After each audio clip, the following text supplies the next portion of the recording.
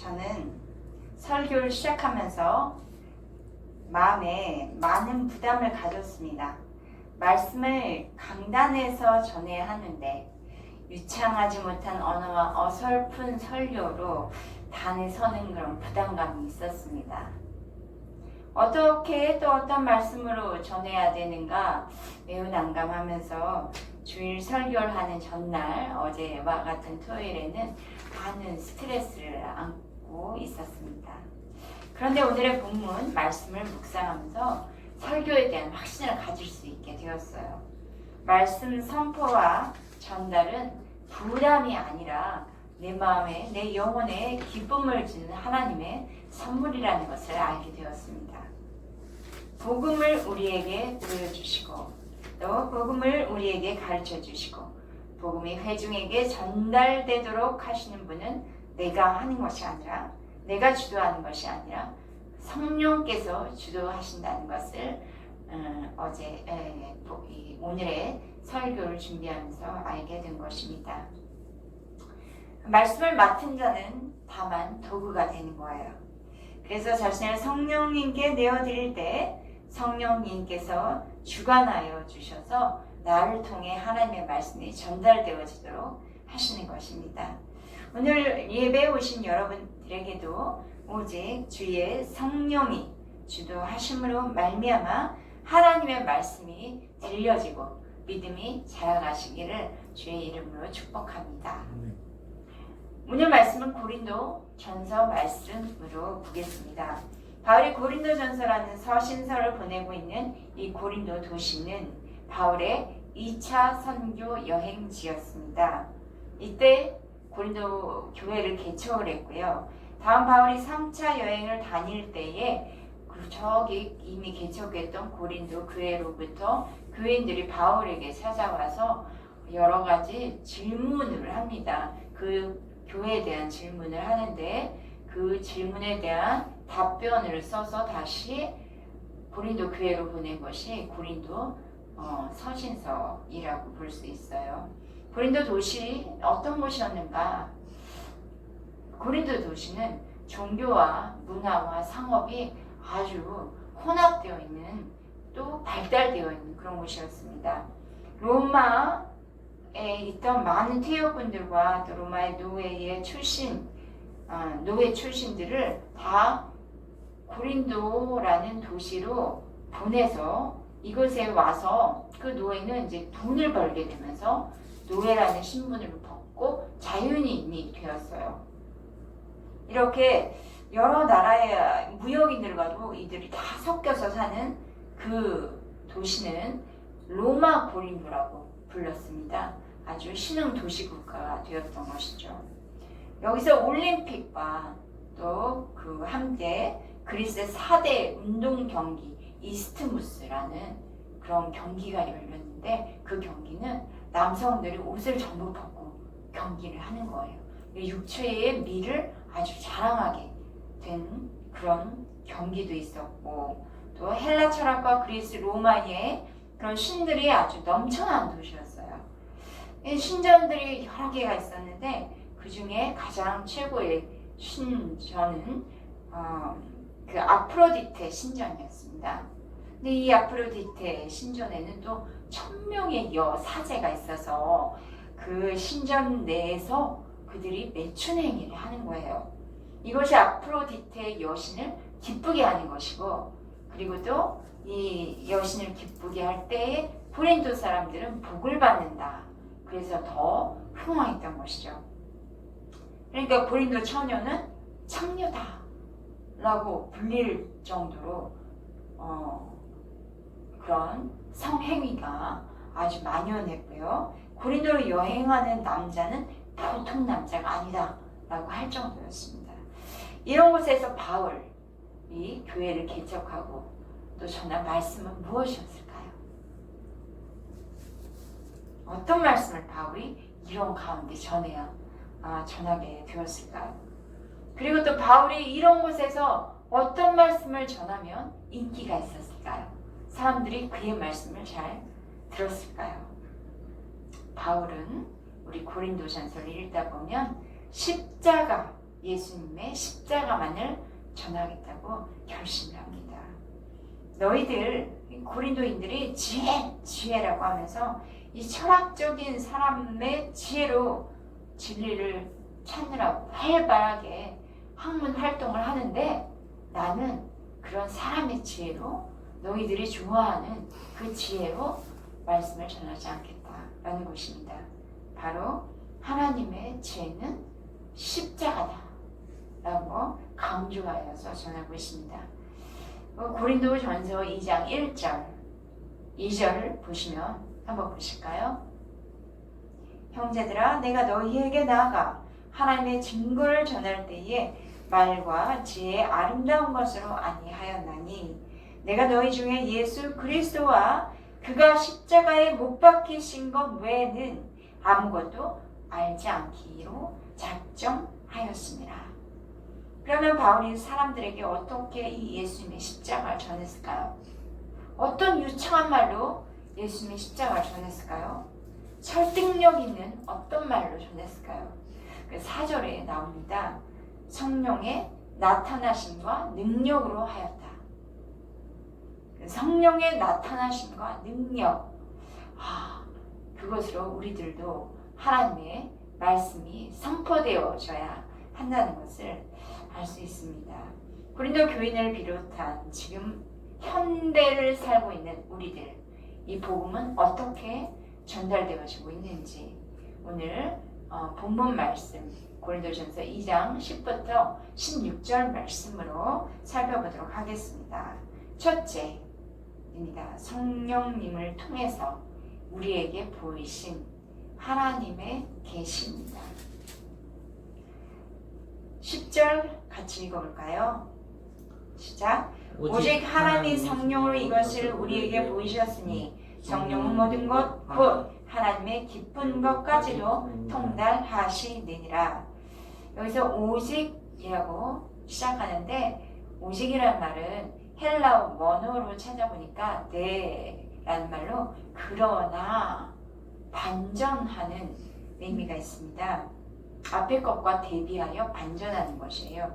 그러나 우리에게, 그러나 하나님의 성령으로 이것을 우리에게, 그 우리의 반대적인 개념은 누구냐면 여기서 우리는 바울을 비롯한 바울의 동료들 또 성숙한 그리스도인을 말하는데 그러나 한 거 보니까 그 우리들과 대비되는 반대되는 사람들은 바로 자칭 고린도인인데 스스로 우리를 지혜롭다고 말을 했던 그런 고린도인들입니다.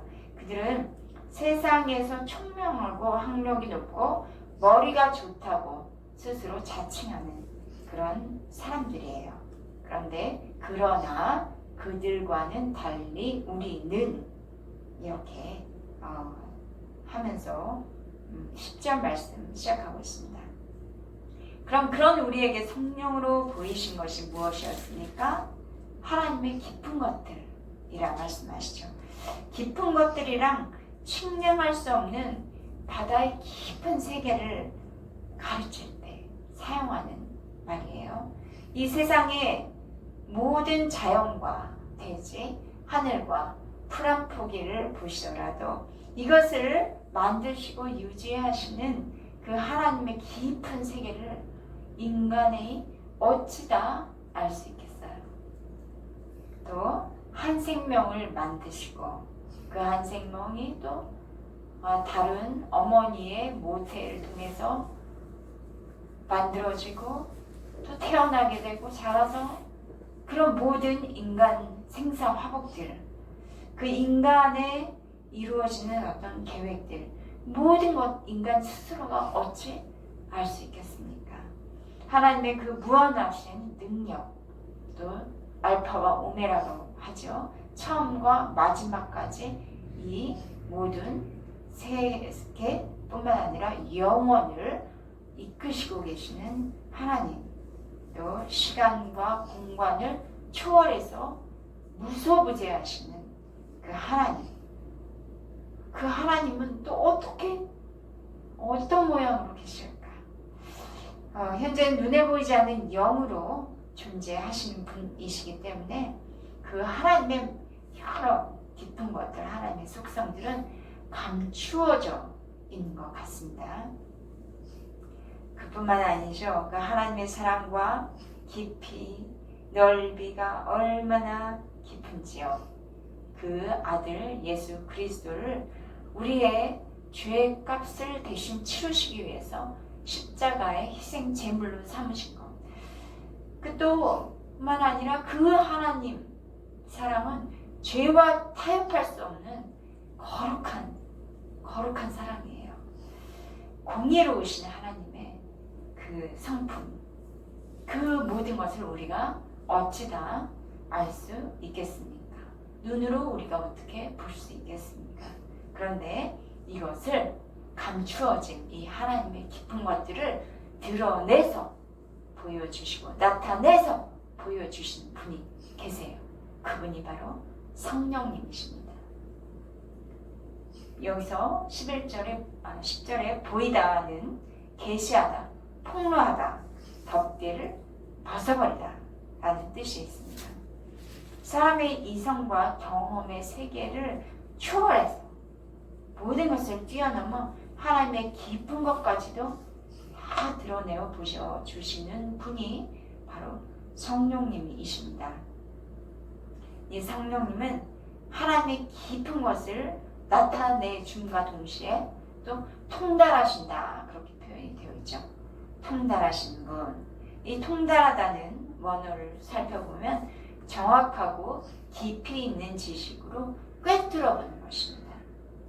성령께서 드러내 주시고 정확한 지식으로 그 하나님의 깊은 세계를 꿰뚫어 주시는데, 그 하나님의 깊은 세계는 한마디로 무엇이냐 설명하면 십자가의 복음입니다. 다시 말해 예수님의 십자가 안에 담긴 그 구원의 진리는 성령님께서 드러내어 주시고 꿰뚫어 주실 때야만 우리가 알 수 있는 거예요. 11절 같이 읽어볼까요? 시작.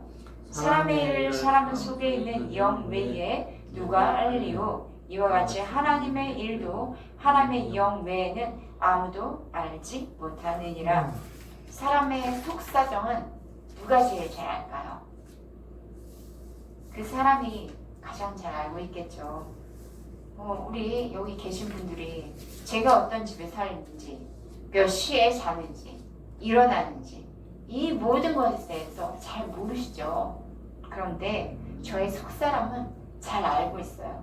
그리고 또 왜 그때 자야 했는지, 그때 일어나야만 했는지 이 모든 것도 저의 속사람은 다 알고 있어요. 이와 같이 하나님의 일도 하나님의 영만이 알 수 있습니다. 어떤 사람이 있어요. 예수님을, 저도 예전에 그런 경험을 했었는데 예수님을 믿고 또 예수님의 그 십자가의 사랑을 나의 것으로 전부 경험하는 것, 그런 것들이 어떻게 일어날 수 있는지 너무 궁금한 거예요. 그리고 또 예수님을 만났다라고 표현하는 사람들 이야기를 들으면서, 아니 예수님 눈에 보이는 분도 아닌데 만났다는 게 그게 어떤 경험이야? 궁금했어요. 그리고 그 십자가를 만났대요. 그것도 십자가를 어떻게 만나지? 그런 것에 대해서도 참 궁금해하고 또 고민했던 기억이 납니다. 이 모든 것들은 인간의 머리로는 이해할 수도 없고 깨달을 수도 없는 그런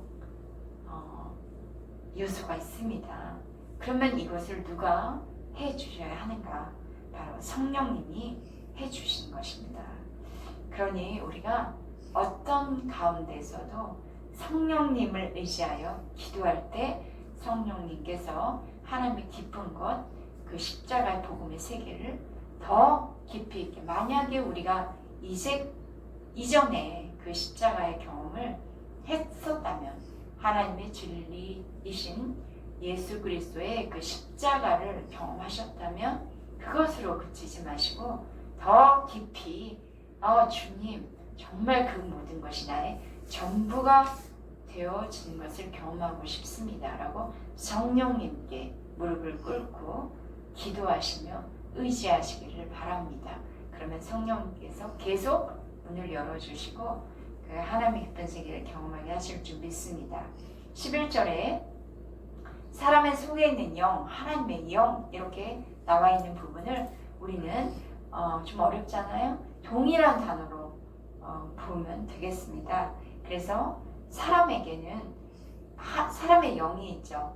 사람에게 구분되어진 게 영혼 육으로 구분되어집니다. 그래서 우리의 육은 마음의 지배를 받고 또 내 마음은 영의 지배를 받는 거예요. 그렇기 때문에 우리의 이 사람에게 있는 영은 가장 높은 부분에서 하나님의 영과 교제하며 그리고 또 하나님의 일을 알 수 있는 그런 부분입니다. 사람 속에 있는 영이 악한 영의 지배를 만약 받는다면 불신자라고 말하는 거예요. 그런데 사람의 영이 하나님의 영과 교제하고 있고 하나님의 영이 사람의 영에서 들어와서 깊은 친밀한 관계를 가지고 있다면 신자가 되는 것입니다. 12절 한번 읽어보시겠습니다. 우리가 세상의 영을 받지 아니하고 오직 하나님으로부터 온 영을 받았으니 이는 우리로 하여금 하나님께서 우리에게 은혜로 주신 것들을 알게 하려 하심이라. 우리는 예수님의 십자가를 내 삶의 전부로 받아들인 사람입니다. 그러시죠? 네, 아멘. 이런 사람은 세상의 영을 받지 않았습니다. 여기서 세상의 영이다 라는 단어가 나오는데 뭐야 이거는 그러면 하나님의 영, 거룩한 성령과 반대되는 악령이야? 라고도 질문할 수 있겠죠. 그런데 악령이라고는 해석되어지지 않고 있습니다. 그냥 단지 세상의 질서 속에 있는 영이기 때문에 그냥 하나의 그런 의미를 꼭 부여하지 않는 세상의 질서 속에 속하지 않은 영으로서의 하나님의 영, 그러니까 곧 하나님으로부터 온 영이다 라고 생각하면 되겠습니다. 우리는 이 세상의 질서에 속한 사람이 아니라 하나님으로부터 온 영을 받은 하나님께 속한 사람들이기 때문이죠. 하나님으로부터 우리에게 온 영인 성령님, 우리에게 무엇을 알게 해주세요? 하나님의 은혜를 알게 하십니다. 이 하나님의 은혜는 십자가와 동일한 개념인 구원의 은혜입니다. 하나님의 구원은 나를 용서하시기 위해 나를 대신에 십자가에서 피를 쏟으신 그 예수님의 은혜와 나를 살리시는 부활의 영광, 생명에 대해서 알려주신 것이 바로 하나님의 은혜입니다. 이미 예수의 십자가 부활의 은혜를 경험한 사람이 있고 또 그렇지 않은 사람도 있죠. 경험하지 못한 분들 하나님의 성령을 의지하여 보여주세요. 알려주세요. 경험하게 해주세요. 라고 기도하시길 바랍니다. 또 이미 십자가의 은혜를 경험한 저와 여러분들 뒷짐지고 이제 대충 그냥 은혜 받았으니까 받은 신자로 살아야지 정도가 아니라 매일 십자가를 지고 주의 십자가와 부활의 능력으로 살기를 원하는 그런 저와 여러분 되기를 바랍니다. 두 번째입니다. 성령께서 가르치시다.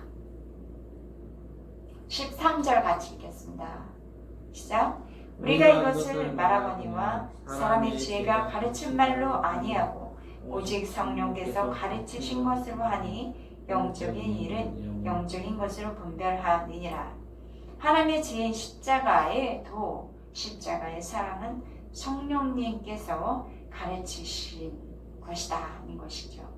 분별하다라고 표현되어 있죠. 그래서 분별하다는 설명에서 분명하게 알 수 있도록 확신을 가지도록 도와주시는 분이 성령님이시라는 것이에요. 하나님의 기쁜 것에 대해 나타나시는 성령님은 그러니까 가르쳐주는 말을 주시고 우리에게 언어를 주세요. 하나님의 지혜에 대해서 이해할 수 있는 그런 이해력도 주세요. 표현하는 형식까지 성령님께 구하면 성령님이 다 가르쳐 주시는 것입니다. 성령님이 교사의 원주시죠. 성경 공부 교사의 원조이십니다. 그러려면 설교자나 전도자는 사람의 인정을 받기 위해서 말하는 것이 아니라 성령님 어떻게 말해야 할까요? 성령님의 지도를 받아야겠습니다. 그래서 언어 스타일은 이런 사람에게 어떻게 해야 하는지, 또 어떤 내용을 이런 사람에게 전해야 되는지 성령님께 구하시고 성령님께 지도받으시길 바랍니다. 내 말이 하는 게 아니라 성령님의 말로 하는 것이기 때문입니다. 14절입니다. 같이 읽어볼까요? 시작. 육에 속한 사람은 하나님의 성령의 일들을 받지 아니하나니 이는 그것들이 그에게는 어리석게 보임이요 또 그는 그것들을 알 수도 없나니 그러한 일은 영적으로 분별되기 때문이라. 육에 속한 사람은 성령을 받지도 못했고 또 알지도 못한 사람이에요. 그냥 자연인이라고 보면 되겠죠. 이런 사람은 십자가의 메시지를 들어도 들리지가 않아요. 다만 뭐 저런 메시지를 전하냐, 저 뭐 하는 거냐, 야 어리석다, 세상에 참 좋은 정보도 많고 좋은 이야기들도 많은데 지금 이런 십자가의 메시지는 참 어리석게 보여지고, 또 그리스도인들이 말하는 거, 행동하는 거 도대체 무슨 말을 하는지, 저건 무슨 행동이지, 다 좀 이상한 나라의 사람들 같이 보여지는 거예요. 왜냐하면 그들은 영에 접속이 안 돼 있고 오직 세상적인 것에서만 관심을 갖고 거기에서만 유익을 얻고자 하는 사람들이기 때문입니다. 그러나 우리의 영은 죽은 영이 아니라 모든 사람 속에 있는 영은 다 살아있는 영이에요. 이 하나님의 영과 막힘없이 계속 통할 수가 있어요. 우리의 영이 하나님의 영과 통하기 시작하면 하나님의 하시는 모든 세상을 주관하시는 것 뿐만 아니라 국가를 주관하시고 한 사람의 개인 가운데 이루실 뜻, 이런 모든 것도 알 수가 있습니다. 또 그것을 다른 사람에게도 선포하면서 전달할 수 있습니다. 세 번째, 그리스도의 마음을 가지다입니다. 15절 같이 읽겠습니다. 신령한 자는 모든 것을 판단하나 자기는 아무에게도 판단을 받지 아니하느니라. 육에 속한 사람의 반대에서 신령한 사람은 그 성령, 하나님의 거룩한 영을 받아들이는 사람이기 때문에 그 성령이 그 사람의 영에 계셔서 이제 하나님이 나에게 지금 무엇이라고 하시는지 감동을 받게 되는 거예요. 그 성령의 감동이라고 표현하죠. 또는 성령의 음성을 들었다라고 표현하는데 육으로 들었다는 것은 아니고 마음에 하나님의 감동으로 하나님이 지금 나에게 무슨 뜻을 가르쳐 주시려고 하는지, 무슨 메시지를 주신지 깨닫게 되는 것을 말합니다. 또 성령이 그 사람을 감싸고 이끄는 대로 그는 성령님의 주도하심에 따라 인도함을 받는 것이죠. 순종하게 되는 거예요. 그런 사람은 아무에게도 판단받지 않아요. 여기서 아무에게도라는 것은 성령을 받지 않은 그런 육신에 속한 사람에게 판단을 받을 이유가 없습니다.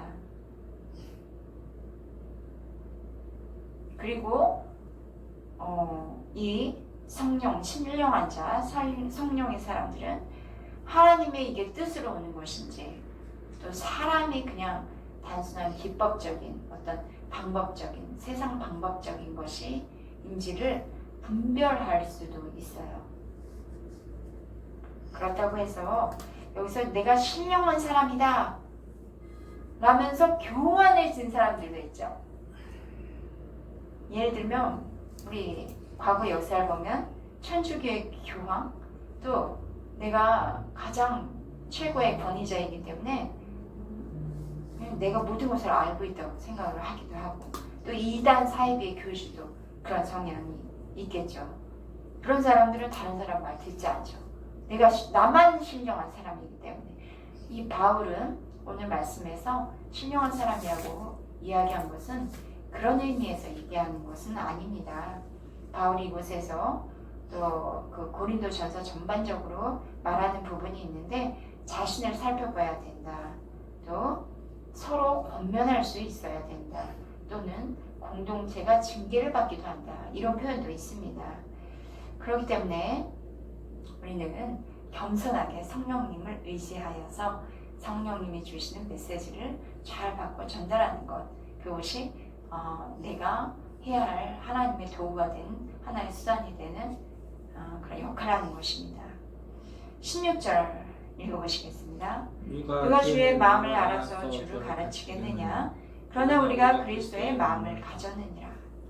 이 그리스도의 마음은 감성을 터치하는 것 같은데, 여기에서 그리스도의 마음이라는 것을 원문으로 보면 누스라고 표현하면서 그리스도의 이해, 또 그리스도의 이성, 그리스도의 사고라는 뜻으로 볼 수 있습니다. 성령님께서 우리에게 복음을 나타내 주시고 가르치고 전달할 수 있는 이 능력을 주신 모든 과정에는 중요한 것이 무엇이냐면 바로 그리스도의 마음을 아는 것이에요. 그리스도의 마음이 빠진다면 모든 것은 정말 울리는 꽹과리와 같은 것이죠. 우리들의 깨달음과 우리들의 말이 그럴싸한데 하나님의 마음이 없고 또 예수 그리스도가 행하시는 게 행함이 없다면 성령님이 진정 원하신 건 아닐 것입니다. 바울은 여기서 영적인 엘리트주의라는 게 있죠. 영적인. 그러니까 영으로 나는 너무 신령하고 난 누구보다도 뛰어나고 고상하다라는 이런 것을 주장하지 말라. 왜냐하면 고린도 교인들이 그런 경향이 있었기 때문이에요. 그래서 그리스도의 마음을 갖기를 바란다는 메시지로 결말을 맺고 있습니다. 성령님은 주님의 마음을 소유하고 있어요. 성령님은 단순하게 그냥 기능적인 거, 단순한 어떤 역할만 하는 그런 것이 아니라 바로 성령님 자체가 그리스도의 마음을 소유한 분이십니다. 우리 빌립보서 2장에 이런 말이 있죠. 십자가에 자기를 낮추시고 복종하신 그리스도의 마음, 그것은 어떻게 보면 좀 미련, 세상 사람들이 보기에는 하나님의 미련인 것 같습니다. 오늘 사는 저와 여러분도 고린도인 같이 못 먹고 못 사는 그런 일 없고 잘 살고 있지 않습니까? 돈이 또 최고라고 여기는 그런 환경 가운데 살고 있죠. 개방적인 문화를 가지고 있고 다원적인 종교의 영향을 받고 있는 이 시대, 도덕적으로는 어떤가요? 아주 문란하죠. 이런 삶에서 성령께서 우리에게 복음을 열어 보여주시고 말씀을 전달해 주시는 선물을 주신 것은 바로 그리스도의 마음을 주시고 그 마음으로 또 다른 사람에게 복음을 전하고 가르치는 일을 하기 위함인 줄 믿습니다. 주의 마음을 가지고 성령님의 일하심에 쓰임을 받는 저와 여러분 되기를 주의 이름으로 축복합니다. 네, 기도하시겠습니다. 사랑의 하나님 감사합니다. 하나님께서 저희들에게 성령으로 하나님의 깊은 것, 곧 하나님의 사랑을 깨닫게 하시고 십자가의 복음을 깨닫게 하여 주셔서 감사합니다. 이 모든 것은 나의 지식으로 된 것도 아니요, 나의 어떤 능력으로 된 것도 아니요, 나의 머리로 된 것이 아니라 오직 성령님께서 나를 임하셔서 나의 모든 지혜를 열어주시고 지식을 주셔서 하나님의 복음을 알게 하시고 그 하나님의 복음 가운데서 살아갈 수 있도록 하여 주셔서 감사합니다. 주님, 저희에게 성령께서 가르치고 계심을 늘 확신하며 복음 가운데 서게 도와주시고 복음의 전도자가 되어서 이것을 세상에 전달하며 선포하는, 그래서 예수 그리스도의 마음으로 살아내는 저희들 되게 하여 주시기를 예수 그리스도의 이름으로 기도합니다. 아멘.